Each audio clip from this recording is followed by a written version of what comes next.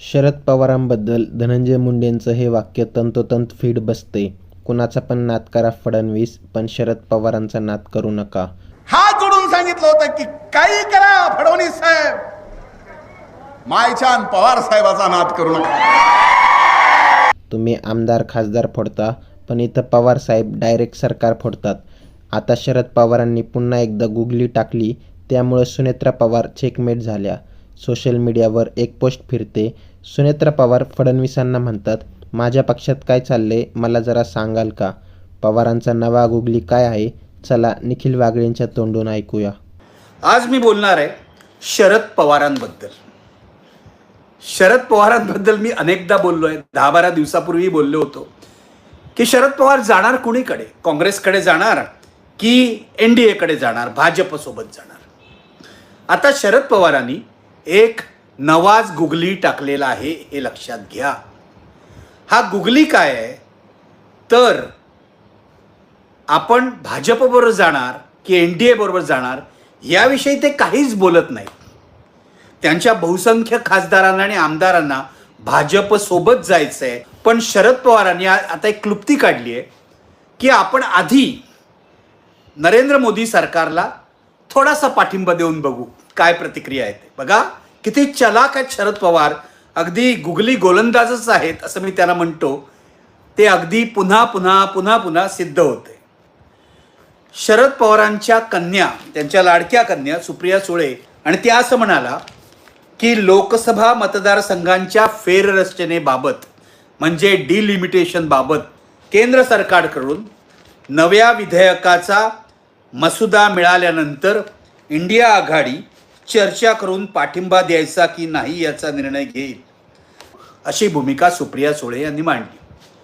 आता गंमत अशी आहे की अमित शहानी काही विविध पक्षीय लोकांची बैठक घेतली आणि त्यांना सांगितलं की एप्रिल महिन्यात तुम्ही जे ठोकरलं होतं डिलिमिटेशन बिल किंवा मतदारसंघांची पुनर्रचना करण्याचं बिल, ते आम्ही सुधारून मांडत आहोत. त्यामध्ये आता सरसकट प्रत्येक राज्यामध्ये 50% वाढ केली जाईल. मतदारसंघामध्ये जे बदल होतील ते लोकसंख्येच्या प्रमाणात होणार नाही. पूर्वीच्या बिलामध्ये काय होतं, प्रत्येक राज्यातल्या लोकसंख्येप्रमाणे मतदारसंघ वाढवले जातील वगैरे वगैरे वगैरे. आता प्रत्येक राज्यातल्या लोकसंख्येप्रमाणे मतदारसंघ जर वाढवले गेले तर सगळ्यात जास्त मतदारसंघ हे उत्तर प्रदेशामध्ये, बिहारमध्ये, मध्य प्रदेशामध्ये, राजस्थानमध्ये वाढणार. कारण या राज्यांची लोकसंख्या दक्षिणेच्या केरळ, तामिळनाडू, कर्नाटका, आंध्र प्रदेश, तेलंगणा या राज्यापेक्षा जास्ती आहे. या दक्षिणेतल्या 5 राज्यांनी, जी बिमारू राज्य नाहीत ती उलट विकसनशील राज्य आहेत, या राज्यांनी प्रयत्न करून आपली लोकसंख्या कमी केलेली आहे. आता दक्षिण भारतातले लोक असं म्हणतात की आम्ही चांगलं काम केलं, लोकसंख्या नियंत्रणात ठेवली. मात्र फायदा कुणाचा होणार आहे तर उत्तर भारतातल्या राज्यांचा, कारण त्यांनी लोकसंख्येवर नियंत्रण नाही ठेवलं. जर लोकसंख्येच्या प्रमाणात हे डिलिमिटेशन झालं, मतदारसंघांचं फेररचना झाली, तर नुकसान दक्षिण भारताचं होणार आहे. म्हणून हे बिल धुडकावून लावलं होतं इंडिया आघाडीने. सुप्रिया सुळे असं म्हणतात की आम्हाला हे जे डिलिमिटेशन बिल आहे त्याचा नवा मसुदा दिल्यावर आम्ही निर्णय घेऊ इंडिया आघाडीतर्फे. आता माझा प्रश्न एवढाच आहे की इंडिया आघाडीतर्फे बोलायचा अधिकार सुप्रिया सुळेंना कुणी दिला? इंडिया आघाडीतर्फे काँग्रेसने आपली भूमिका स्पष्ट केलेली आहे. मल्लिकार्जुन खरगे म्हणालेले आहेत, काँग्रेस पक्ष अशा प्रकारे डिलिमिटेशन बिलमध्ये जरी फरक झाला तरी विरोध करणार आहे. सुप्रिया सुळे ज्या बोलतायत त्या फक्त आणि फक्त शरद पवार राष्ट्रवादी काँग्रेस यांच्या वतीने बोलतायत. शरद पवार राष्ट्रवादी काँग्रेसने ही एक पळवाट काढलेली आहे की जर सरसकटपणे 50% वाढ केली मतदारसंघांमध्ये तर आम्ही सरकारला पाठिंबा देऊ. यांना द्यायचाच होता सरकारला पाठिंबा येणं केनं प्रकारेनं. पूर्वी त्यांनी दिलेला आहे अनेक मुद्द्यांवर. काही वेळेला खासदार अनुपस्थित राहिलेले आहेत. अनेक घटना अशा सांगता येतील. आता राष्ट्रवादी काँग्रेस शरद पवार सरकारला पाठिंबा देणार. मी तुम्हाला सांगतो ते देणार. जरी मसुदा अजून बघितला नसला तरी सुप्रिया सुळे यांचा जो सूर होता त्यावरून मला असं वाटतं. म्हणजे आता असं होईल बघा, मी तुम्हाला हिशोब सांगतो.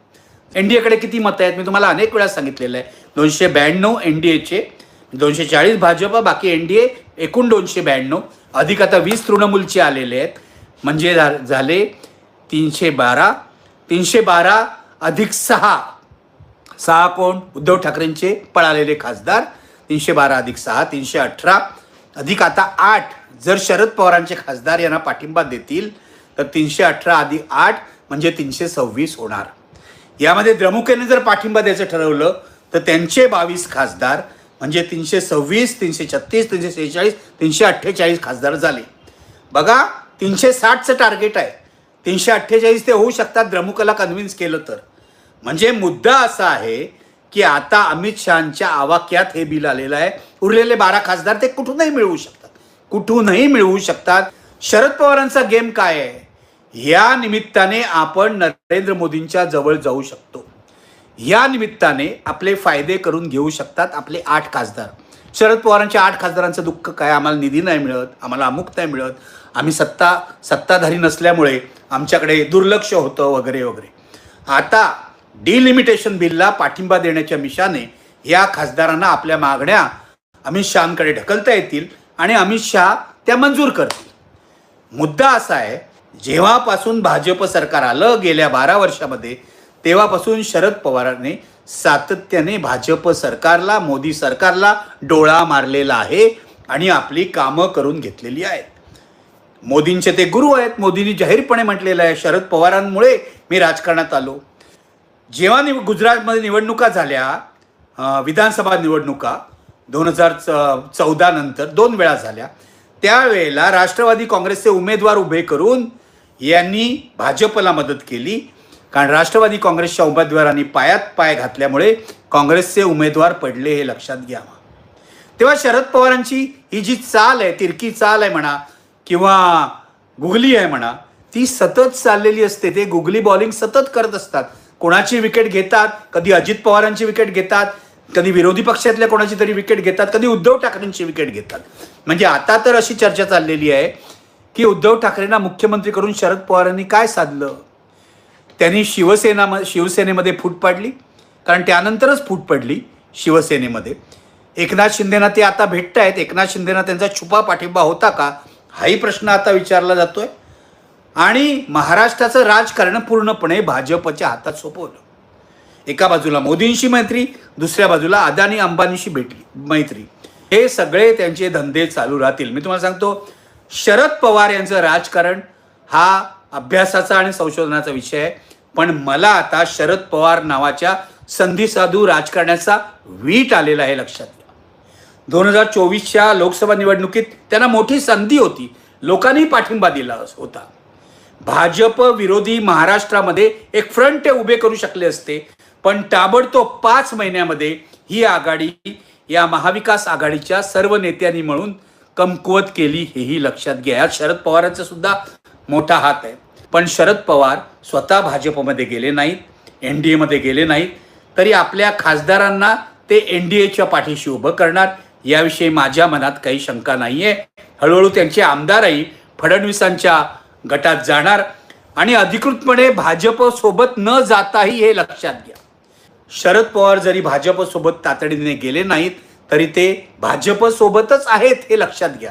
मनाने ते भाजपसोबत आहेत. गुगलीकार आहेत शरद पवार, गुगली गोलंदाज आहेत. कधी कसा गुगली टाकतील सांगता येत नाही. कदाचित मोदींनाही गंडवतील. आता मोदींना ते गंडवतात, अमित शहाना ते गंडवतात की अमित शहा यांना गंडवतात, कारण दोघंही चाणक्य. शरद पवार महाराष्ट्राचे चाणक्य, आता अमित शहा गुजरातचे चाणक्य. शरद पवारांवर लक्ष ठेवूया. शरद पवारांवर सतत लक्ष ठेवावं लागतं. ते आहेत तोवर उचापत्या करत राहणार, तेव्हा लक्ष ठेवूया आणि बघूया पुढे ते काय करतात.